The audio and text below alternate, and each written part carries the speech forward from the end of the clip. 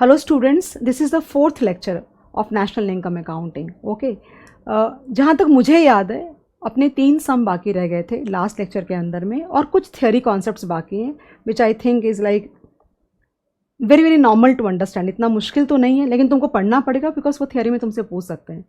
तो we will definitely discuss all of them in the class only. Okay, तो पहले एक काम करते हैं, पहले ये तीनों सम्स ख़त्म करते हैं, उसके बाद आगे बात करूँगी. तो आई थिंक तुम्हें भी एक आइडिया लगेगा कि हमें जाना किस रास्ते से है.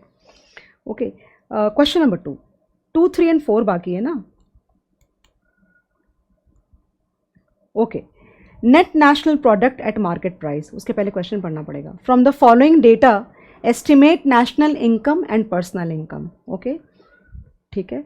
Net national product at market price, what I can understand is that अगर इसमें से मैं नेट इनडायरेक्ट टैक्स को हटा दूं तो मुझे एनएनपी एट फैक्टर कॉस्ट मिलेगा, and that is called national income only, right. उसके बाद इस क्वेश्चन में गाइस ध्यान देना, अगर तुमने रिवाइज किया होगा ना तो बहुत ही अच्छा होगा. Income from property and entrepreneurship accruing to government administrative department, और एक देखो दिखेगा यहाँ पे तुमको savings of non departmental enterprise. याद है तुमको एक डोमेस्टिक इनकम करके कॉन्सेप्ट था, उसके अंदर में एनडीपी एट फैक्टर कॉस्ट. याद आया? एनडीपी एट फैक्टर कॉस्ट का मतलब क्या हुआ कि net domestic product at factor cost, मतलब total of the factor incomes generated within the domestic territory. Correct ना. उसको 2 पार्ट में हमें बाइफर्केट करना था. 1 accruing to the public sector and second accruing to the private sector. समझ आ रही है बात? ओके, तो यहाँ पे जब पर्सनल इनकम निकालोगे ना, तो जो मुझे याद है या फिर जो हम करते हैं ना, चले याद है और वो सही भी है ऑफ कोर्स, तो उन्होंने क्या बोला, पर्सनल इनकम निकालो. तो तुमको नॉर्मली दिमाग में क्या आएगा पर्सनल इनकम के लिए कि अपन NNP at factor cost, that means national income. National income में से we reduce corporate tax, then undistributed profits. Okay, and then we add transfer payments, then we add interest on public debt, then we can also add basically current transfer from rest of the world. मतलब कहने का क्या मतलब वो पता है क्या, कि पूरी जो इनकम है बेसिकली नेशनल इनकम नहीं, नेशनल इनकम में ये सारी चीज़ें ट्रांसफ़र पेमेंट्स ऐड नहीं होते, ट्रांसफ़र फ्रॉम द गवर्नमेंट वाले जो पेमेंट्स है वो सारे ऐड नहीं होते. बिकॉज नेशनल इनकम में, मैंने शायद लास्ट लेक्चर में ये बात बोली भी थी कि नेशनल इनकम में सिर्फ वो पार्ट ऐड होता है जो उस पर्टिकुलर ईयर के अंदर तुमने अर्न किया हो. कोई प्रोडक्टिव काइंड ऑफ, अगर क्या बोलते हैं, some productive work because of that, if some goods and services और something is generated, then only we add in the national income. But income received but not earned, like transfer from rest of the world, okay, or transfer from outside, या transfer payments from government like unemployment compensation and all, इसको तुम थोड़ी national income में add करोगे. ये तो तुमको सरकार इसलिए पे करती है बिकॉज वो अपने लोगों का वेलफेयर चाहती है, राइट. बट वो नेशनल इनकम में ऐड नहीं हो. बट पर्सनल इनकम में तो ऐड होना चाहिए ना वो, बिकॉज अल्टीमेटली इंडिविजुअल्स के हाथ में तो पैसे आ रहे हैं ना वो सारे, वो बात हो रही है यहाँ पे. तो अगर हम ये सारी चीज़ों का एडजस्टमेंट करते हैं ना तो हमें मिल जाएगा पर्सनल इनकम. और पर्सनल इनकम में से हम लोग डायरेक्ट टैक्स अगर माइनस करेंगे तो हमें मिलेगा personal disposable income. I am sure you are completely fine with that. तो इन्होंने क्या किया है, सुनना ध्यान से, बहुत इंपॉर्टेंट बात बोल रही हूँ. इन्होंने क्या किया है कि इन्होंने नेशनल इनकम में से, या फिर बेसिकली हम भी कर सकते हैं, मतलब मीनिंग तुमको बता रही हूँ, गलत नहीं जो किया है, ऐसा नहीं कि वो गलत है. ओबियस सी बात है, जब पर्सनल इनकम निकालना होगा तो तुम क्या करोगे, नेशनल इनकम लोगे. नेशनल इनकम में से कॉर्पोरेट प्रॉफिट टैक्स तो माइनस करोगे, then savings of private corporate sector, मतलब अनडिस्ट्रीब्यूटेड प्रॉफिट्स, वो तुम माइनस करोगे. Okay, interest on national debt वो तुम ऐड करोगे, मतलब जो सरकार को जो हम लोन देते हैं उसको पब्लिक डेट बोलते हैं, या सरकार हमसे जो लोन लेती है उसको पब्लिक डेट बोलते हैं. ओके, और उस पर जो ब्याज आता है वो नेशनल इनकम में ऐड नहीं होता. ओके, क्योंकि they say that the government pays interest out of what we pay to the government, and it is like not because of some productive work or something, and that is why they don't consider interest on public debt is considered as a transfer payment basically, to be very precise. Okay, तो interest on national debt तुम add करोगे, ये तुमको पता होना चाहिए. I am sure इतने discussion के बाद ये ध्यान में पड़ रहा है. Then current transfer from the government, widow, एक ही 2-3 चीज़ें मेरे जबान पे हैं एंड मैं उसको ही रिपीट करती रहती हूँ बेसिकली. स्कॉलरशिप एंड वो था ना एक तुम्हारे कहीं पे, in some sums we had studied like अगर फ्लड आ गया कहीं पे, कुछ काइंड ऑफ कोई कैलामिटी हो जाती है, तो सरकार जो पेमेंट्स करती है वो सब करंट ट्रांसफर फ्रॉम गवर्नमेंट के अंदर में आएगा, राइट? तो that can not be a part of national income for that matter, वो तो सेंस भी अपन लगा सकते हैं। Then current transfer from rest of the world, ये भी तुम ऐड करोगे। फॉर एग्जाम्पल अगर तुम यूएस में रहते हो, राइट, और तुमने यहाँ पे पैसा भेजा, अपना कोई वेल्थ ट्रांसफ़र किया, तो वो सारा भी वहाँ पे ऐड होगा, राइट? ओके, सो यहाँ पे गाइज ये एडजस्टमेंट करने के बाद तुमको मिलता है personal income. That is what on the basis of what we have written formula wise, अगर तुम बोलो तो ये ऐसे कैलकुलेशन होगी पर्सनल इनकम की, राइट? बट सोचना दिमाग लगा करके मैं क्या बोल रही हूँ। एक कैलकुलेशन थी private income, if you remember. क्या था प्राइवेट इनकम, याद है तुम्हें? प्राइवेट इनकम था that part of NDP at factor cost, that part of NDP at factor cost accruing to the private sector actually. Okay, तो public sector में मतलब NDP at factor cost क्या है? Total of all the factor incomes being generated within the domestic territory. ये मैंने बोला 2 minute पहले भी। उसमें से अगर तुम income from property and entrepreneurship accruing to government and government administrative department, ये मैंने तुमको बताया था, एक्सप्लेन किया था, अगर तुमको याद होगा तो। Okay, and savings of the non departmental enterprise, बोला था ना तुमको कि अगर तुम्हारे जैसे डिपार्टमेंटल एंटरप्राइजेस क्या होती हैं, ये लिखा है ना गवर्नमेंट एडमिनिस्ट्रेटिव डिपार्टमेंट। इसके अंदर में क्या आएगा? इसके अंदर में आएगा तुम्हारे रेलवेज आएगा, कम्युनिकेशन आएगा, देन पोस्टल ऑफिस आएगा। तो उससे रिलेटेड जो वो भी तो बिजनेस रन करती है ना सरकार, तो उसकी प्रॉपर्टी और उसको रन करके जो पैसा आता है वो इनकम किसकी हो गई? पब्लिक, यानी सरकार वाले पार्ट की इनकम हो गई, राइट? ऑफ कोर्स वो लोग पे करते हैं फैक्टर इनकम सब कुछ, लेकिन तुम नोटिस नहीं करे, उस दिन भी मैंने बोला था शायद से कि देखो इन्होंने सैलरीज और इंटरेस्ट नहीं लिया है, इन्होंने क्या लिया है? Income from property. अब रेलवे स्टेशन एक प्रॉपर्टी है, राइट? सरकार की प्रॉपर्टी है वो। उसकी जो इनकम होगी वो लोगों को जाती है कि सरकार को जाती है? सरकार को जाती है। Okay, property and entrepreneurship accruing to government. अब रेलवेज को रन करके जो प्रॉफिट्स आता है वो किसके पास जाता है? बाहर लोगों के पास नहीं जाता, वो सरकार के पास जाता है। तो वो वाला पार्ट माइनस कर रहे हैं। वेजेस एंड सैलरीज जो बाहर लोगों को मिलती है, इंडिविजुअल्स को, लाइक हमारे जैसे लोगों को जो मिलती है, या इंटरेस्ट जो ये लोग पे करते हैं, वो माइनस नहीं करा रहे हैं। That is a part of the private sector actually, मतलब हाउस होल्ड्स को जा रहा है, मेरे कहने का मतलब है, right? And savings of non departmental enterprise. Non departmental enterprise का मतलब क्या हुआ? जैसे ओएनजीसी एंड ऑल, तो उसकी देखो सिर्फ सेविंग्स ली है, क्योंकि बाकी उसके सारे पैसे लाइक वेजेस एंड सैलरीज बाहर हाउस होल्ड्स को जाता है। देन अगर तुमने प्रॉपर्टी रेंट, मतलब जो भी सरकार के पास में रहता है वो माइनस करो, कहने का सब मिला के ये मतलब हुआ। ओके, तो वो पार्ट जब माइनस करोगे ना, तो तुमको क्या निकल के आएगा पता है? कि factor incomes going to the individuals and private corporates. That's what I can understand, right? तो गाइस, अगर तुम पर्सनल इनकम में से, सुनना ध्यान से, अगर पर्सनल इनकम में से तुम ये दोनों भी माइनस कर दो, तो तुमको पता है क्या निकलेगा? पर्सनल इनकम accruing, यानी total amount of income available for consumption and saving to the individual households and the corporate sector, basically इसका ये मतलब हुआ सब मिला करके। ओके, यानी प्राइवेट तो गलत नहीं है माइनस करना, लेकिन क्या है, फॉर्मूला में नहीं था। फॉर्मूला में प्राइवेट इनकम के लिए क्या था पता है तुम्हें? NDP at factor cost minus, यानी income accruing to the private sector, plus net factor income from abroad, then current transfer from rest of the world, transfer from government, वो सारी चीज़ें थी। तो बेसिकली कहीं ना कहीं पर्सनल इनकम और प्राइवेट इनकम ओवरलैप हो रहा है। तो I think guys you should be comfortable with that, इतनी प्रॉब्लम नहीं होनी चाहिए। बेसिकली पर्सनल इनकम का मतलब ये हुआ कि सारे हाउस होल्ड इंडिविजुअल्स को, प्राइवेट सेक्टर को कितना पैसा अवेलेबल है खर्च करने के लिए और सेव करने के लिए, तो वो निकालना है। दैट इज़ वाई मैं उस समय ली नहीं, बिकॉज अगर मैं शुरू करते ये सम लेते तो मैं शायद पता नहीं कंफ्यूज हो जाते। So it's not that difficult. चलो स्टार्ट कर रही हूँ मैं। बाकी दो सम इतने मुश्किल नहीं है, यही वाला सम। सो जो मैं बोल रही थी तुमको ना कि I have identified a few sums like which are difficult, वो ऐसे ही वाले सम्स हैं। तो मैं करवा दूंगी कहीं ना कहीं, या तो मैं तुमको रिकॉर्ड करके something I will do, I will try to do at least. I will not promise, but definitely I am not promising bye, because अभी there is a lot to record in front of me, there is a lot to record. So पहले वो जो basic है वो ख़त्म करती हूँ, advance बाद में करेंगे। चलो शुरू कर रहे हैं अपन। So national income,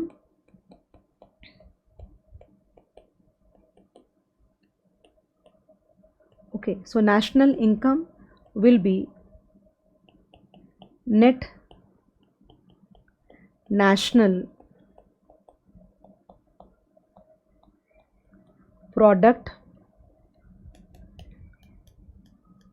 at market price. Okay, minus फिर इस नेट इनडायरेक्ट टैक्सेस नहीं दिया है, डायरेक्ट नहीं दिया है हमें, minus indirect taxes and plus subsidy. That shouldn't be a problem with you at all. Okay, so there is a lot of intuition involved in such kind of sums actually. थोड़ा वो intuition तुम्हारे लिए work तब करने लग जाएगा जब तुम ये जितने भी कैलकुलेशंस है ना वो सारे जब तुम्हारे ज़बान पे हो जाएंगे ना, if you are in control, तब तुम्हारा दिमाग भी चलने लग जाएगा. So till the time you are referring the formulas तुम्हें मज़ा नहीं आएगा. So 1891 then minus 175. अभी फ़िलहाल quickly we should finish without wasting time. And subsidies are like 30.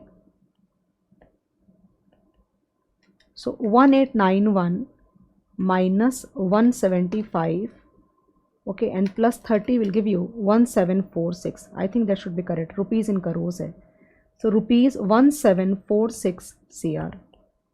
Now personal income. So what should we consider in the personal income? So this will be NNP at factor cost. Okay इसके अंदर में net factor income from abroad already added है already, correct ना. And उसके बाद आएगा minus corporate tax, because this is not, ये लोगों के हाथ में नहीं आता खर्च करने के लिए.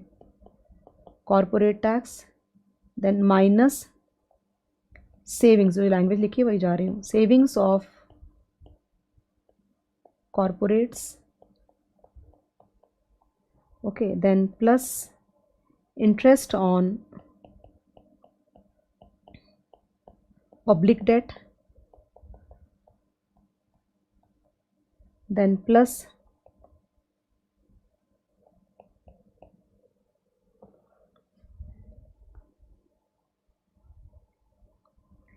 current transfers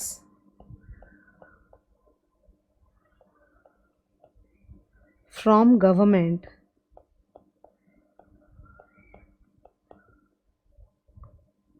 plus current transfers. I'm writing so that you can relate.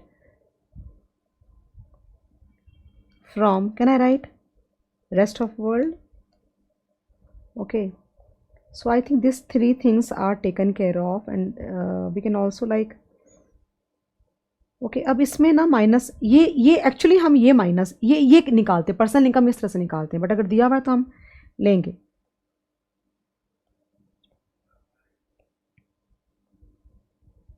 Income from property and entrepreneurship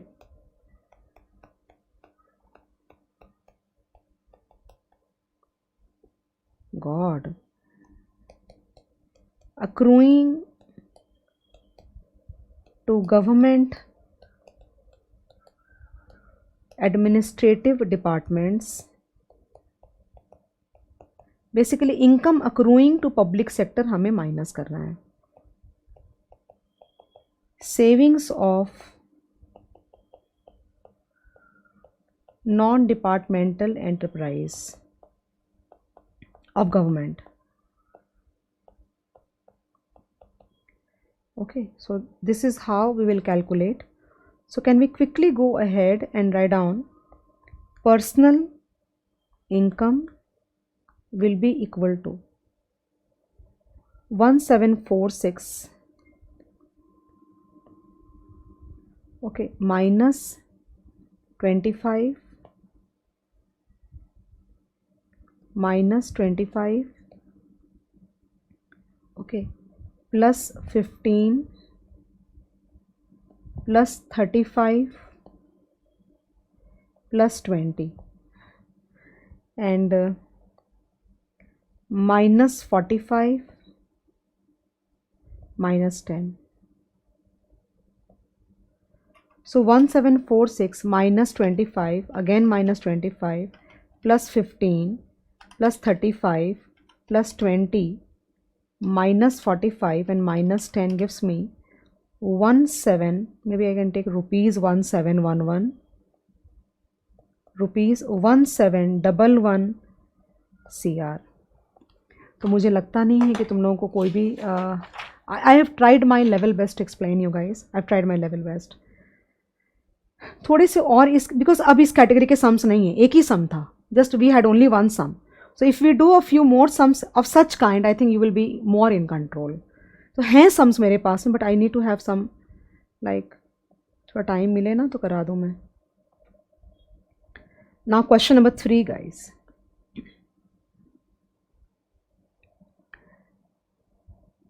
Calculate the aggregate value of depreciation when the GDP at market price of a country in a particular year was 1100. Okay, so GDP at market price is rupees 1100 crore. Net factor income from abroad is rupees 100 crore. The value of indirect tax minus subsidy was okay. So net indirect tax, can I take it directly now? They have given directly only rupees 150 CR. So that means guys, अगर मैं GDP at market price में net factor income from abroad add कर दूं तो मुझे मिलेगा GNP eight market price. And अगर मैं ये माइनस कर दूं 150 माइनस कर दूं तो मुझे मिलेगा GNP एट फैक्टर कॉस्ट. और नेशनल इनकम दिया हुआ है. Okay, so NNP. So I think we can calculate depreciate. It's very easy question. Rupees 850 crore. Start guys. So GNP at factor cost will be 1100, okay, then plus 100, then minus 150. So this is 1100 plus 100 minus 150. I hope it's correct. Okay, I get 1050 crore. Okay, now if I reduce GNPFC with NNPFC, you get your answer. So depreciation is nothing but GNP at factor cost minus NNP at factor cost. There is no complication in the sum at all. So it's 1050 minus 850. So let us see what is the answer. 200 है क्या? हाँ. So rupees 200 crore है. खत्म. एक question और करूँगी and then we are sorted on the sums part actually. Question number 4. So quickly इसके बाद में एक क्वेश्चन जो पेंडिंग है तुम्हारा ख़त्म करते हैं, क्वेश्चन नंबर 4. उसके बाद मैं शुरू करूँगी गाइस. सबसे पहले एक्सप्लेन करना शुरू करूँगी GDP डिफ्लेटर. एक बार वो टॉपिक हो गया, उसके बाद 3 टॉपिक्स और 4 टॉपिक्स स्मॉल थियोरी कंपोनेंट है. तो I think half an hour to 40 minutes में सारा एक्सप्लेन करके ख़त्म कर दूँगी, क्योंकि तुमको वैसे भी वो पार्ट तो याद करना पड़ेगा. समझाने वाला पार्ट इज़ मोर क्राइटेरिया की डिटेलिंग करनी चाहिए. ओके, सो क्वेश्चन नंबर 4 कर रही हूँ. इसमें लिखा हुआ है on the basis of following information calculate NNP eight market price and disposable personal income. ध्यान देना, उन्होंने दिया हुआ है NDP at factor cost. Okay, NDP at factor cost में अगर मैं net factor income from abroad add कर देती हूँ तो ये बन जाएगा NNP एट फैक्टर कॉस्ट और नेशनल इनकम. तुम शायद में भी ये सोच रहे हो कि NNP एट मार्केट प्राइस के लिए मुझे वो चीज़ तो करनी ही पड़ेगी ना अल्टीमेटली, लेकिन हमें डिस्पोजेबल इनकम निकालने के लिए, डिस्पोजेबल पर्सनल इनकम निकालने के लिए मुझे नेशनल इनकम लगेगा. ओके, तो I think we should first calculate NNP at factor cost और नेशनल इनकम. बेसिक कैलकुलेशन हो जाएगी. So NDP at factor cost plus net factor, मैंने पढ़ा भी नहीं कि what is the data given to us because I really want to complete this now. So 14,900 and plus देखो second last data जो दिया हुआ है net factor income from abroad, so this will B 14,980. Correct. अब जो उन्होंने पूछा है NNP एट मार्केट प्राइस, कैसे निकालोगे? This will B NNP at factor cost plus net indirect tax. Correct ना? ये करेंगे तो you will get your answer. I so 14,980. Net indirect tax क्या होता है? Indirect tax minus subsidies, right? So plus 335 minus subsidy क्या दिया है? जरूर दिया होगा, नहीं दिया होगा तो नहीं लेंगे. 262 देखो दिया हुआ है 262. Okay, so can I calculate 14,980 plus 335 minus 262 अगर करोगे ना तो आ जाएगा ₹15,053 CR. This is what is like as per the calculations. क्या लगेगा आगे वो नहीं पता. अब क्या मांगा है? Personal disposable income. So what I think is that पहले हमें पर्सनल इनकम निकालना चाहिए. So personal income will be equal to NNP at factor cost. I hope you remember NNP at factor cost. Okay, remove corporate tax. पहले standard formula ले लो जो तुम्हें याद है, उसके बाद प्लस माइनस हम कर सकते हैं. Plus minus corporate tax minus corporate retained earnings. अगर लैंग्वेज ये नहीं तो चेक करो जाकर उन्होंने क्या लिखा है. तो यहाँ पे पहले देखो लिख दिया भी है क्या नहीं दिया है? दिया है. Undistributed profits of corporations. It is retained earnings of the corporates. So we'll use the same language. Undistributed profits of corporates, right? Then what? Ideally, we should add interest on public debt. This is not a part of calculation of national income. I hope you know the reason now. क्योंकि हम national income like GDP, GNP, NDP, NNP में हम वो चीज़ें add करते हैं जो तुम्हारी कंट्री जनरेट करती है, कमाती है, जो तुम कमाते हो. Transfer payments is not like earning. They are received but they are like, अब तुम अनएम्प्लॉयड हो, सपोज करो कोई अनएम्प्लॉयड है, सरकार उसको kind of for the purpose of welfare अगर कुछ पैसे देती है, you can't take the value of that transfer payment as a part of national income. No, it is just a transfer of money. Then plus transfer payments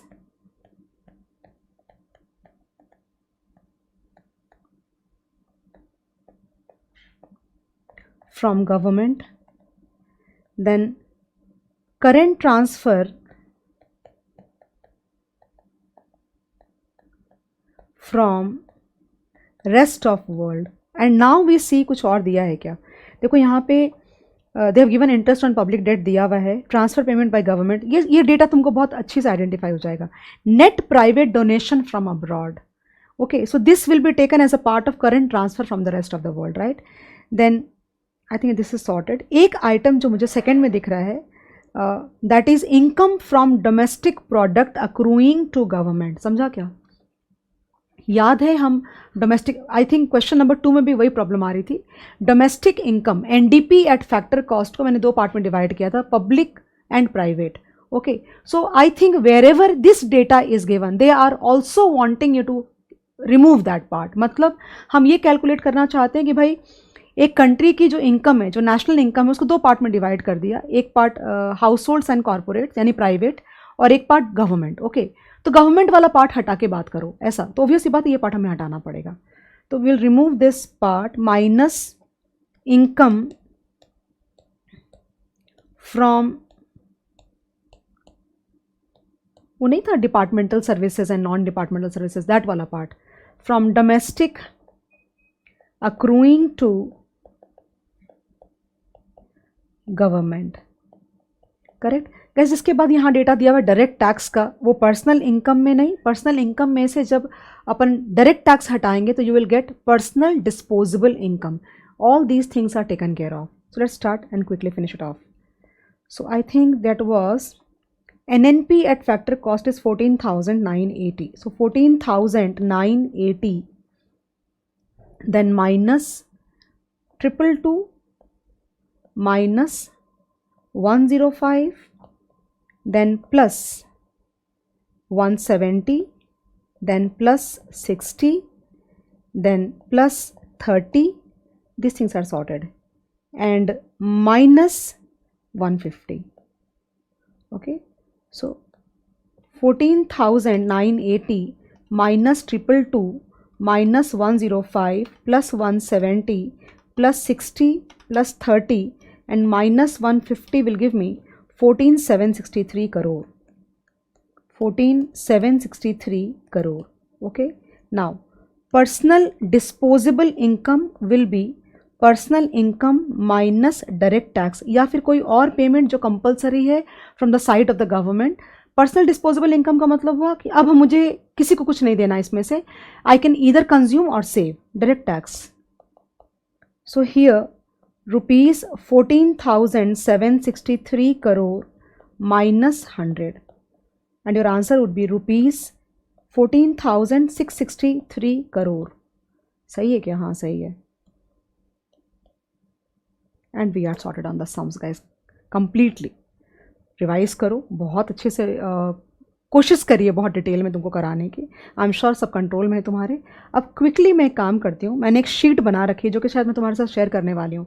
तो क्या हो रहा है ना कि मेरे पास अभी फ़िलहाल आई एम श्योर जिस समय मैं ये रिकॉर्ड कर रही हूँ तो मेरे पास फाइनल बुक बच्चों की रेडी नहीं है. तो because of that what happens sometimes look on the mobile, you know we are having raw sheets. जैसे कच्चा माल नहीं होता है, लाइक कच्ची शीट है.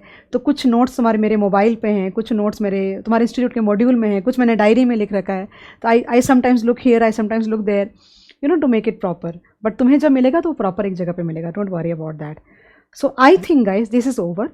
अब मैं तुमको बता देती हूँ एक्चुअली क्या क्या मैं करने वाली हूँ. इसके बाद सबसे पहले हमें GDP डिफ्लेटर का करना चाहिए, बिकॉज मैं भूल जाऊँगी वरना. एंड उसके बाद I think there is state level पे भी इनकम कैलकुलेट होती है. ओके वो एक क्या होता है वो थोड़ा सा डिस्कस करके छोड़ दूंगी, तुम पढ़ लेना बाद में. एंड एक और बहुत इंपॉर्टेंट टॉपिक है थियोरी पर्सपेक्टिव से, that is national income, like whether you call it a GDP or a GNP, whatever, okay, is a good measure to quantify the welfare of the citizens or not. तो वो limitations उसमें mention किया हुआ है.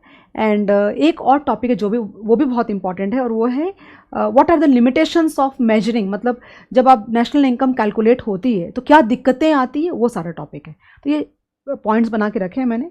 Quickly I will just help you do that. Look at this. So this is what nominal GDP versus real GDP. पहले समझो, बहुत ज़्यादा सिंपल है कि समझो कि ईयर वन में हम खड़े हैं, या ईयर 0 ले लो. चलो ईयर 0 में अज्यूम करो कि इकोनॉमी के अंदर में 1000 kg पोटैटोज़ का मैन्युफैक्चरिंग या कल्टीवेशन व मैन्युफैक्चरिंग तो क्या ही करेंगे अपन उसका. ओके सो 1000 kg का पोटैटोज़ का पोटैटोज़ हमने कल्टीवेट किया, अज्यूम करो ईयर 0 में. ओके और उस समय उसकी प्राइस थी लाइक व्हाट 10 रुपीज़ पर kg ले लो. तो तुमने जो मतलब तुमको ये अज्यूम करना है कि पूरी इकोनॉमी के अंदर वही सिर्फ उतना ही प्रोडक्शन हुआ है. तो GDP या GNP या जो भी बोलो उसकी वैल्यू कितनी हो गई 1000. I know the answer. Into 10 is 10,000 kg. 10,000 kg is your GDP या GNP जो भी बोलो. सिंप्लीफाइड, मोस्ट सिंप्लीफाइड वर्जन है. ओके ईयर वन में तो केस 1 केस 2. ईयर 1 में 1000 kg ऑफ पोटैटोज़ ही हमने कल्टीवेट किया, लेकिन प्राइस हो गई 12 रुपीज़ पर kg. तो 1000 को अगर तुम 12 से करोगे ना तो 12,000 आएगा. तो तुम बोलोगे GDP तो बढ़ गया. क्या GDP सच में बढ़ा? नहीं, GDP नहीं बढ़ा. एक्चुअली GDP नहीं बढ़ा है. सॉरी.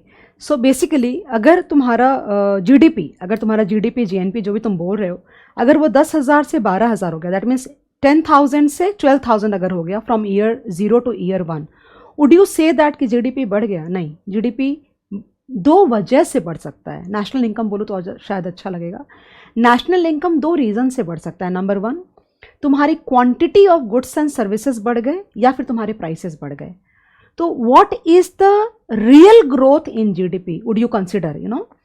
तुम रियल जीडीपी ग्रोथ किसको बोलोगे? क्वांटिटी के बढ़ने को बोलोगे, ना कि प्राइसेस को बढ़ने को बोलोगे। तो केस वन, अगर तुम्हारा पोटैटोज का कल्टीवेशन 1000 kg पे है और वो 1000 kg ही रह जाता है अगले साल भी, लेकिन प्राइसेस 10 रुपीज़ से बढ़ के 12 रुपीज़ हो जाती है, तुम्हारा जीडीपी 10,000 से 12,000 हो गया। तो is this a real? The nominal GDP is 12,000. What is the real GDP? Real GDP is 10,000 only. So that means there has been no growth in the GDP. But case 2 लेते हैं, चलो case 2 में suppose the increase in the potato cultivation became from 1000 kg to 1500 kg possible, और prices भी 12 रुपए हो गए। तो कैसे कैलकुलेट करोगे कि रियल जीडीपी ग्रोथ कैसे हुई? तो अपन क्या करते हैं कि 1000 kg और 1500 kg, तो ये जो 1500 kg है ना, इसको तुम 10 रुपए से ही मल्टीप्लाई करो। What is 10 rupees? 10 रुपया क्या है? 10 रुपया is the year zero price. मतलब multiply the quantity of the goods and services of year 1 with the prices of year 0, where year 0 would be regarded as the base year. और ये base year क्या होगा ये सरकार decide करती है, हम डिसाइड नहीं करते।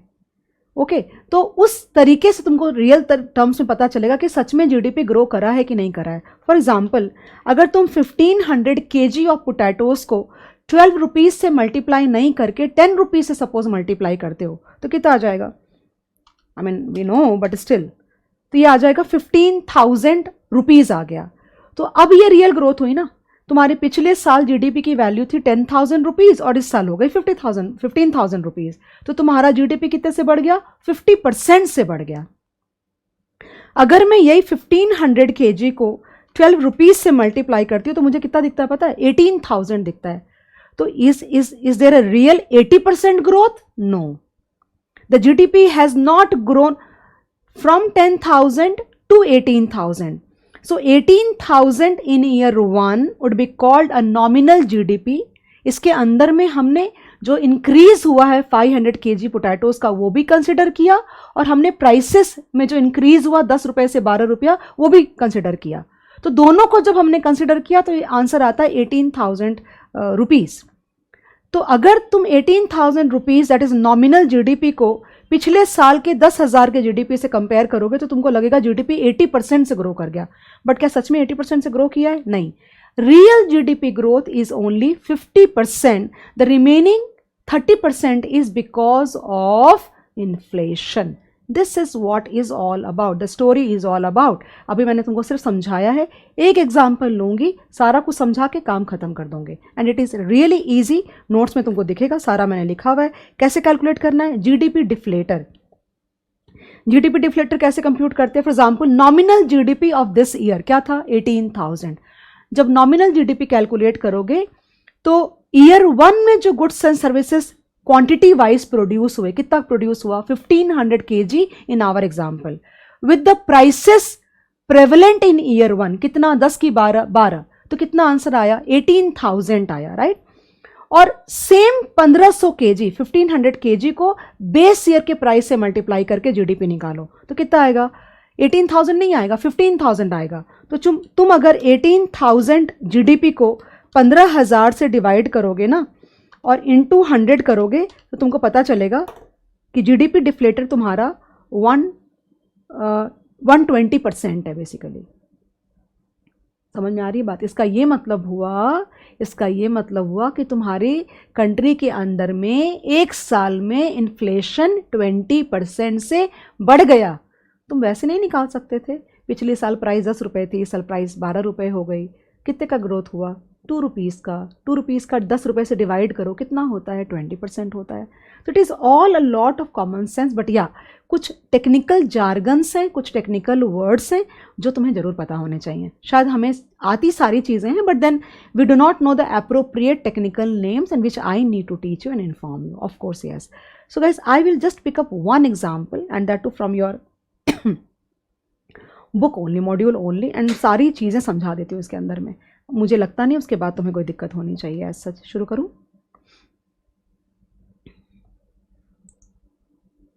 Okay, I have come on my original sheet. Theory guys वहाँ पे दी हुई है। What is nominal GDP, what is real GDP, तुमको मैंने पूरा समझा दिया, राइट? तो basically nominal GDP is the quantity of goods and services produced multiplied with the prices in that year. मतलब ईयर 1 के अंदर में नॉमिनल जीडीपी होगा 1500 kg of potatoes multiplied with the price in that year. कितना price है? 12 रुपया। Okay, what is real GDP in year 1? 1500 kg of potatoes multiplied with the price of the previous base year. Base year बोलो, previous year बोलना सही नहीं रहेगा, तो आता है 15,000 kg। What is the GDP deflator? 18,000 divide by 15,000 which we get 120। 120 आने का मतलब 120% नहीं हुआ एक्चुअली, 100 के ऊपर 20% हुआ, इसका मीनिंग ये होता है।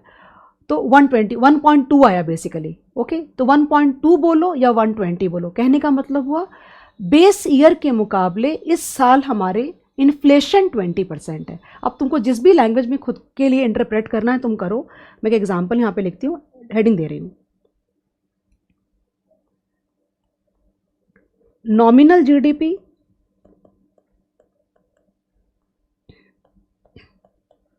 Okay, then real GDP and GDP deflator. इतना मुश्किल नहीं है ये समझने को, सो दैट इज वाई रह गया actually. It should have happened before because but there was not, I was not like worried also because इतना मुश्किल कुछ है नहीं इसके अंदर में। तो एक एग्जाम्पल ले लेती हूँ, समझो यहाँ पे इलस्ट्रेशन 1 दिया हुआ है पेज नंबर 1.8 पे, यही ले लेती हूँ। चलो, so basically it shows that year, okay, then nominal example nominal GDP, it is all calculated and given to you, you will understand everything guys. I am sure समझ भी गए हो, लेकिन एज अ टीचर मेरा काम है कि थोड़ा डिटेल में अच्छे से सारी बातें बताऊँ। Okay, GDP deflator.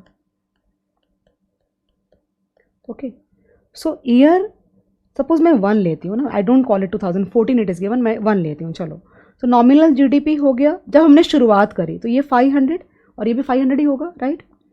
तो जीडीपी डिफ्लेटर बेस ईयर में नॉमिनल और रियल दोनों 100 होंगे। I hope you understand that part, right?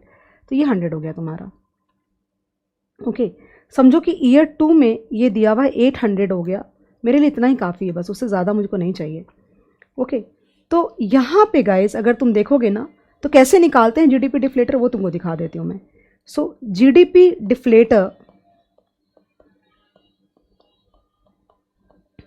is nominal GDP divided by real GDP into 100. Okay, so basically यहाँ पे nominal GDP is how much? 800. So 800 by 650 into 100 करूँगी तो आ जाएगा। So 800 डिवाइड बाई 650 into 100 करती हूँ तो आ जाएगा 123। Just wait for a minute, तुमको सारी बातें समझेगी, तुमको चिंता ही नहीं करनी है।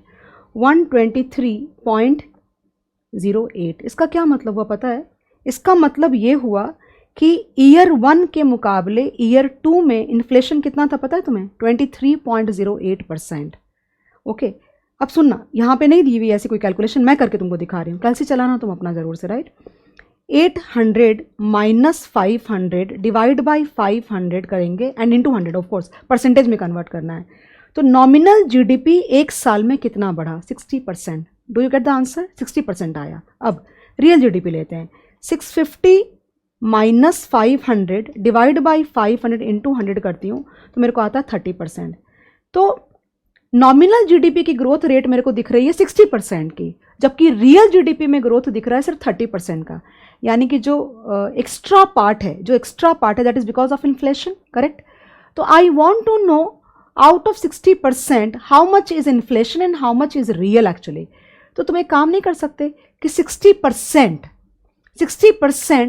कितना हो गया? 160 हुआ, ओके, या फिर 1.6 हुआ, जो बोलना है बोले, क्या फर्क पड़ता है उससे? ओके, तो 60% तो 160 हो गया, और 160 में से इन्फ्लेशन का कंपोनेंट कितना है, सॉरी जो ग्रोथ हुई है ना तुम्हारी नॉमिनल जीडीपी में 60% की हुई है और रियल जीडीपी में 30% की ग्रोथ हुई है, तो एक काम कर सकते हो क्या, 160 डिवाइड बाई 130 कर दो, ओके, एंड इनटू 100 करोगे ना तो वापस से आ जाएगा 123.08। मिला क्या आंसर तुमको?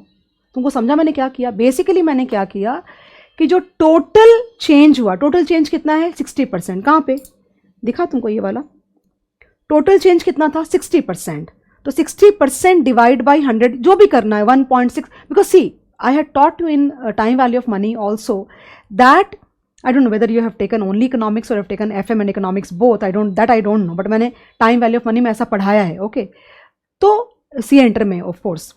तो बेसिकली गाइस मैंने क्या निकाला, पूरा प्रॉपर पूरा चेंज निकाल दिया, नॉमिनल पूरा 800 माइनस 500 बाई 500 इंटू 100 करती हूँ तो 60%, दैट मीन्स 60% का टोटल चेंज हुआ, और you can call that 60% as either 1.6 और 160, बिकॉज 60% की खुद की कोई वैल्यू नहीं होती है।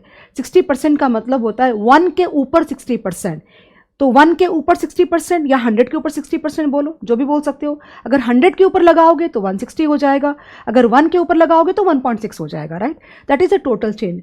टोटल चेंज में से एक काम करो कि जो रियल ग्रोथ हुई है तुम्हारी 30% की, उसको तुम डिस्काउंट कर दो, रिमूव कर दो, तो 1.6 डिवाइड बाय 1.3 इंटू 100 करोगे तो आंसर आ जाएगा 123.08। That means 23.08% is your inflation component. Whatever way you go, I am just trying to help you. So do you understand? तो basically 3-4 तुम्हारे variables हैं, nominal, real and GDP deflator and inflation percentage. It's up to you now. How do you control your topic? I have explained you every possible thing here. Okay. तो कभी कभी question में क्या करेंगे वो लोग, तुमको नॉमिनल जीडीपी और रियल जीडीपी दे देंगे और तुमको बोलेंगे कि जीडीपी डिफ्लेटर निकालो। कभी कभी वो क्या करेंगे कि नॉमिनल जीडीपी दे देंगे, जीडीपी डिफ्लेटर दे देंगे और तुमको रियल जीडीपी निकालने को बोलेंगे, तुम वो भी कर सकते हो। तो it is like, I mean do you think it's very difficult और something? I don't think so. एक एग्जाम्पल और करते हैं, चलो। तो ये आ जाएगा 123.08%, that means inflation is equal to 23.08%। एक और एग्जाम्पल करते हैं, चलो, जो दिया हुआ है इंस्टीट्यूट के मॉड्यूल में ना, वो एग्जाम्पल और करते हैं। चलो, यहाँ पे लिखा हुआ है the nominal and the real GDP respectively of a country in a particular year are 3000 crore and 4700 crore. Nominal is okay, nominal GDP दिया हुआ है तुमको, they have given you ₹3000 CR and real GDP they have given, real GDP is ₹4700 crore, correct ना? Calculate GDP deflator and comment on the level of prices of the year in comparison with the base year. Base year का GDP deflator हमेशा 100 होता है। एक और तरीका है GDP deflator inflation का परसेंटेज निकालने का, बेस ईयर का GDP डिफ्लेटर हमेशा 100 होगा, हमेशा, ऑब्वियसली कॉमन सेंस की बात है, ओके। सो इन्फ्लेशन रेट हम नहीं निकाल सकते। GDP deflator of year 2 123.08 minus GDP deflator of year 1 100 divide by GDP deflator of the base year, तो कितना आएगा 23.08% वापस आ जाएगा, करेक्ट। चलो शुरू करते हैं। यहाँ पे क्या निकालना है हम लोग को, GDP deflator, okay. So GDP deflator, can I use it directly, it should be 3000 divided by 4700 and into 100. So I get 3000 divided by 4700 into 100, that gives me, you know what, 63.83। अब इस बार क्या हो गया पता है, उल्टा हो गया है, इस बार ये उल्टा हो गया है। तो समझो कि GDP deflator of base year is 100, okay. So if GDP deflator हमेशा 100 होगा, हमेशा 100 होगा। GDP of base year is 100,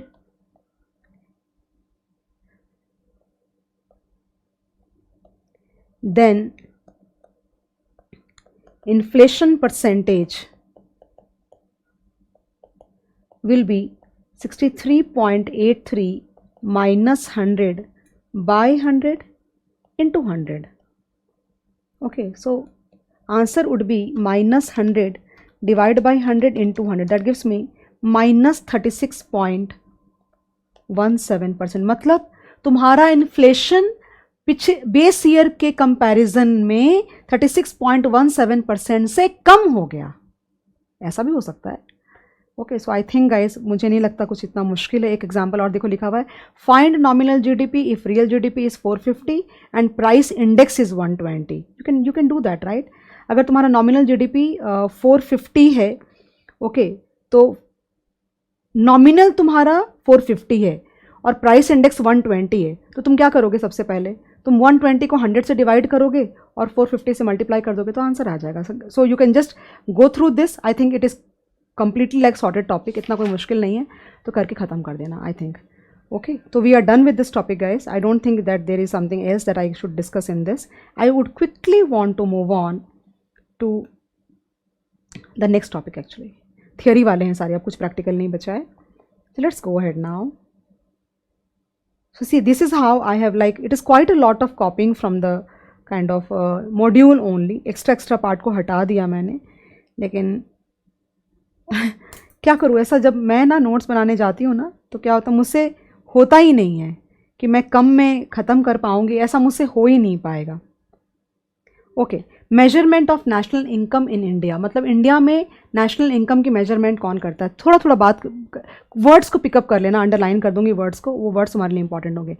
national accounts statistics, नास बोलते हैं इसको. Okay, national account statistics is prepared by national accounts division of, देखो लिखा हुआ है मिनिस्ट्री. ये वर्ड याद कर लो ना तुम, ये याद कर लो, ये याद करो, और ये बहुत इंपॉर्टेंट है. Ministry of statistics and programme implementation. Okay, तो ये लोग जो डेटा, मतलब बेसिकली इंडिया के अंदर में वो डिपार्टमेंट है ना तुम्हारा नेशनल, देखो लिखा हुआ national accounts division in the central statistics office of MOSPI, ministry of statistics and programme implementation. तो ये लोग जो हर साल डेटा रिलीज कर, my job is to explain you. Okay, ये लोग जो डेटा रिलीज करते हैं, इंडिया के अंदर की बात हो रही है, that data becomes the major source of macro economic data in India. और वो डेटा क्या यूज़ आता है, बहुत सारी चीज़ों के यूज़ आता है. फॉर एग्जांपल, तुम on a day to day basis सुनते हो कि भाई इंडिया का GDP ग्रोथ इतना होने वाला है, या इतना हुआ, वॉट एवर, इतना इन्फ्लेशन था एंड ऑल दैट. तो ये सारा काम कौन करता है? ये करता है national accounts division of MOSPI. Okay, ये ध्यान देना. तो this is a major source of the data in terms of national accounts, and on that basis the government of India decide their fiscal policies and everything. मतलब कितना उनका tax collection आएगा, कितना उनको खर्चा करना है, कितना फिजिकल डेफिसिट होगा, कहाँ से पैसे अरेंज करेंगे and all that. So that is like it they have given in very short and I told you that. So basically देखो यहाँ पे एक और चीज़ लिखी हुई है, रिवाइज जो मॉड्यूल में मुझे दिखा वो मैंने लिया है कि इन्होंने अपना बेस ईयर को 2004-05 से रिवाइज करके 2011-12 कर दिया है. It is not much, but what is important, multiple choice में हो सकता है कि ये वो लोग पूछ सकते हैं तुमको. तो ये 2-3 चीज़ें, ये स्टैंडर्ड एब्रीविएशन है, national accounts statistics and MOSPI. ये 1-2 वर्ड तुम ध्यान कर लेना, और ये ध्यान कर लो कि इनका क्या काम है. ये लोग सारी कैलकुलेशन नेशनल इनकम की करते हैं. हमें उन्हें उसी कैलकुलेशन से हमें पता चलता है कि नेशनल इनकम की जो अकाउंट्स का जो डेटा है, हमें उनके थ्रू ही मिलता है. सब मिला के ये मतलब बात हुई. अच्छा, एक टॉपिक और है, आई think this is all like discussed. देखो मैं बोली थी मैपिंग कराऊंगी, तो अपने आप ही तुमको दिखता जा रहा है कि basically what I am talking, this is all discussed guys in detail. You have to just go through once and bring it in under control. मैं टुवर्ड्स लास्ट ही जा रही हूँ. अब देखो यहाँ पे एक टॉपिक और है, the system of, I don't know whether you are able to see और नॉट. चलो यहाँ से दिखाती हूँ. The system of regional accounts in India. जिस तरह से kind of the way we calculate national income for on a national basis for the country actually. Similarly, we also calculate the income. Okay, the way we calculate GDP for the whole country, we also calculate the income for on a state wise or a union territory wise. मतलब union territories और state जो होती हैं, अपने end पे district level पे और state level पे भी ये calculation करी जाती है, और ये calculation करने में उनको center से काफ़ी ज़्यादा help मिलती है. एक बात हुई. दूसरी बात, we can also calculate the per capita for the state level. Okay, कैसे करोगे? तुम्हारी जो स्टेट का जो डोमेस्टिक प्रोडक्ट होगा, तुम्हारे स्टेट का जो, देखो एक वर्ड आएगा NSDP करके, देखो यहाँ पे लिखा हुआ होगा, देखो स्टेट इनकम और net state domestic product, net state domestic NSDP को उस स्टेट की एस्टिमेटेड पॉपुलेशन से जब तुम डिवाइड करोगे तो तुमको उस पर्टिकुलर स्टेट का पर कैपिटा मिल जाएगा। Okay, that way.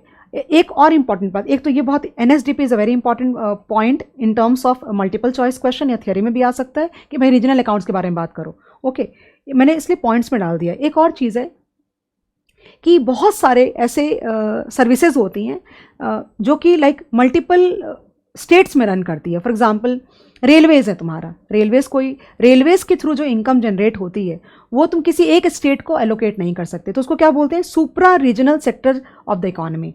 That means you can not allocate the neither the income nor the expenses actually to one particular state because they run through multiple states for that matter.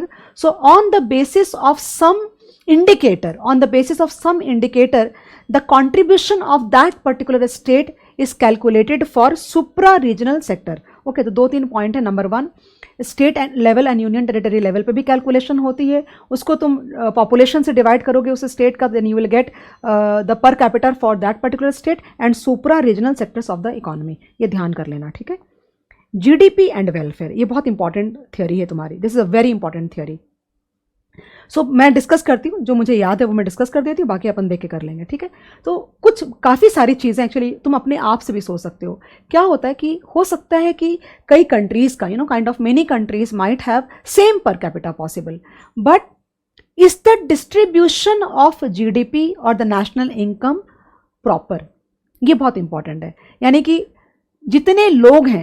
जितने लोग हैं उन सब के लिए same है, kind of जिसके पास ज़्यादा है उसको भी उतना ही मिल रहा है, जिसके पास कम है उतना ही मिल रहा है, राइट।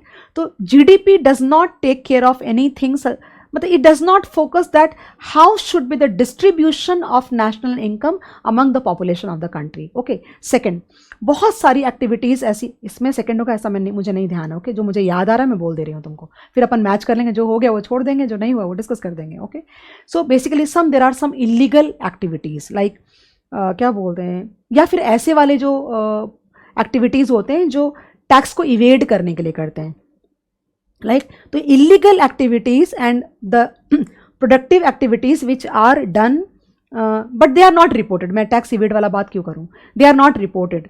सो नेशनल इनकम में वो वाली चीज़ का कैलकुलेशन नहीं आएगा। This is a big limitation कि टैक्स इवेजन वाली एक्टिविटीज़ हम इंक्लूड नहीं कर सकते इसके अंदर में, और illegal activities can not be considered as a part of national income. उसके अलावा बहुत सारी लाइक नॉन इकोनॉमिक एक्टिविटीज़ होती है, इसमें दिया हुआ भी होगा गाइस, बहुत सारा नॉन इकोनॉमिक एक्टिविटीज़ होती हैं। जैसे कोई ज़रूरी नहीं कि हर चीज़ से हमें पैसे जब जनरेट होते हैं हो तो वही चीज़ हम अच्छी मानेंगे, ऐसा कोई ज़रूरी तो नहीं है ना। For example health of the citizens of a country, then what do you say, education of the citizens of a particular country, then उसके बाद their political and social participation. जैसे अपन कैसे बच्चों को बोलते हैं कि भाई आप खाली पढ़ाई मत करो, आपको ऑल राउंड डेवलपमेंट आपका होना चाहिए, बिकॉज तभी that is the proper development ना। आई थिंक जब मैंने तुमको पढ़ाना शुरू किया था ये टॉपिक, तो मैंने बोला था GDP growth and GDP development में फ़र्क होता है। And I had also mentioned the name of the very Nobel winner economist. His name is Amartya Sen. He is from India. And उसने एक डिफरेंस कैलकुलेट किया था, बोला था कि भाई आप GDP ग्रोथ के ऊपर सिर्फ फोकस मत करो। GDP ग्रोथ मतलब खाली मॉनेटरी वैल्यूज, लेकिन GDP डेवलपमेंट का मतलब होता है all round development, poverty, then illiteracy, then health, everything has to be considered. Okay, तो I don't know whether this things are considered, GDP does not take care of that part actually. Okay, उसके बाद एक और point है इसमें बहुत important जो हम काफ़ी जगह पढ़ते हैं, और वो ये होता है कि आप जैसे कैसे होता है कि कोई कंपनी होती है, तो कंपनी के अंदर में आप जितना काम करो आपकी बोनस उतनी बढ़ेगी, आपकी सैलरी उतनी बढ़ेगी, लेकिन बेसिकली वो ज़्यादा काम करने की वजह से, यानी कि एक वर्ड इन्होंने यूज़ किया है, disutility of the leisure time. Are getting the point? Disutility of the leisure time, यानी कि आपके जो आराम का समय है, आपका जो फ्री टाइम का समय है, अगर आप उसमें भी काम करोगे तो रेवेन्यू तो कंपनी की बढ़ जाएगी, आपकी सैलरी बढ़ जाएगी, आपका बोनस बढ़ जाएगा, लेकिन उससे जो नुकसान होगा वो GDP मेजर नहीं करता। Okay, that way. उसके बाद I think quite a lot, let's quickly just finish it off. So I have taken care of this topic में भी, जो याद आया मुझे। फिर GDP does not consider the technological advancement of a particular country, यानी कि कितना इनोवेशन, खास करके आज के दिन में तो ज़रूर होना चाहिए, तो वो नहीं कंसिडर होता। देन इलीगल, ये हम लोगों ने बात कर ली ऑलरेडी। देन हम लोगों ने ये भी बात करी ना, health of country citizens, then education level and all that we also. So guys इसमें से ना अगर मान लो थियोरी आती है 5-6 तो लिखोगे ना 5 तो मैंने रेड से मार्क कर दिया, देख लेना कौन सा तुमको याद रह जाता है। ये देखो, disutility of the loss of leisure time, right. Then economic bads like crime, pollution and all is not considered as a part national income calculation, हम इनके बारे में बात नहीं करते हैं, we mean to say. Then there are many like organisations and there are many people who work for the sake of like, जैसे कई सारे एनजीओज एंड ऑल हैं ना, जैसे लिखा हुआ यहाँ पे, वो जो सर्विस करते हैं वो नॉन रेम्यूनरेटिव होता है, and that is Y we cannot measure their contribution in terms of monetary values, and that is ignored in the calculation of national income. So we should like, वो भी एक limitation आ जाती है। उसके बाद like ये 2 पॉइंट और हैं कि भाई सपोज करो कि एक कार का एक्सीडेंट हो गया, this part I am talking about J, this is something like, ये तुमको याद नहीं रहेगा, but both positive and negative externalities which are external effects that do not part of the market transaction, it's okay, ये छोड़ दो, इतना तुमको याद नहीं रहेगा ये वाला। और ये वाला का मतलब क्या हो पता है तुम्हें, कि अगर मान लो कोई कार है, उसकी कार की एक्सीडेंट हो गई, तो कार एक्सीडेंट में कार को जब तुम ठीक करवाओगे तो उसकी जो सर्विसेज होंगी, उसके पैसे होंगे, वो नेशनल इनकम में ऐड हो जाएंगे, लेकिन कार के एक्सीडेंट की वजह से जो लॉस हुआ वो कंसिडर नहीं होता है। ओके, सो देर आर, देखो एक लाइन लिखी हुई है, the distinction between production that makes us better off and production that only prevents us from becoming worse off, like defense expenditure such as on police protection, increased expenditure on police due to increase in crimes may increase GDP, but these expenses only prevent us from becoming worse off, right now? So it is like that. However, no reflection is made in national income of the negative impacts of higher crime rates. So guys, all this are like proper. So कितना है IJ, so 10 points are there all in all. तुमको 6-7 तो याद करने पड़ेंगे, so whatever is comfortable to you, this is a very important theory question और तुमको याद करना पड़ेगा। Now, limitations and challenges of national income computation. This is again very important actually. सबसे पहली चीज़ इन्होंने क्या बोली कि भाई आप एक डेफिनेशन पे अग्री नहीं करते कि नेशनल इनकम किसको तुम बोलोगे, तो वो एक बहुत बड़ा कन्फ्यूजन है। दूसरी बात कि जो मुझे पता है गाइस वो मैं बात करती हूँ, फिर ये पॉइंट्स देखो मैं याद करके नहीं बैठ सकता, it's not possible and it wouldn't look like very nice if I mug up and just talk in front of you, like not required. It is good that we understand and discuss करके छोड़ूंगे तो याद रह जाएगा। तो सबसे पहली बात कि एक अग्रीड डेफिनेशन नहीं है नेशनल इनकम का, and that is why there is a lot of confusion on this topic, point number 1। Point number 2, बहुत सारी कंट्रीज़ में डेटा रिपोर्ट नहीं होता। तुमको समझ रहा मैं क्या बोल रही हूँ, डेटा रिपोर्ट नहीं होता। जैसे फॉर एग्जांपल बहुत सारे कंट्री में लोग हैं जो अपनी इनकम को रिपोर्ट नहीं करते, समझ रहा तुमको, तो अगर उनकी इनकम रिपोर्ट नहीं होती तो वो नेशनल इनकम का कभी पार्ट नहीं बन पाता। ओके, वो एक बहुत बड़ी लिमिटेशन है। नंबर 3, सेल्फ प्रोडक्शन के लिए जो तुम लोग मैन्युफैक्चर बनाते हैं घर पे, लाइक कितने सारी चीज़ें बनाते हैं, वो तुम कंसिडर नहीं कर सकते, बिकॉज हमें कभी उसका सही कैलकुलेशन मिलेगा ही नहीं।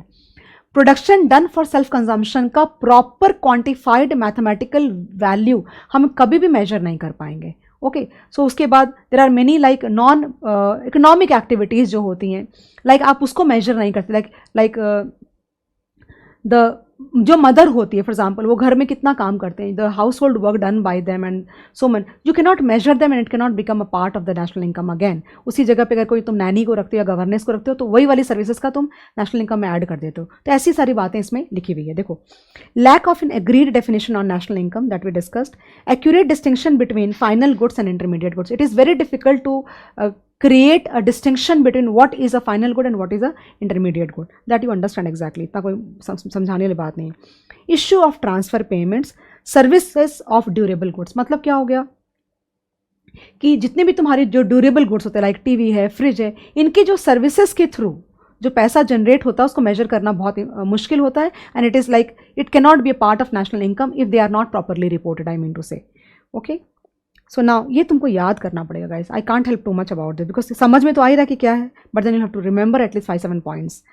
Then difficulty of incorporating distribution of income, then valuation of new good at constant prices, valuation of government services. Other challenges relate to, ये ज़्यादा easy रहेगा तुमको याद करना, inadequacy of data and lack of reliability on the available data, presence of non-monetized sector, production for self-consumption. I think I'm now very bored of this chapter now.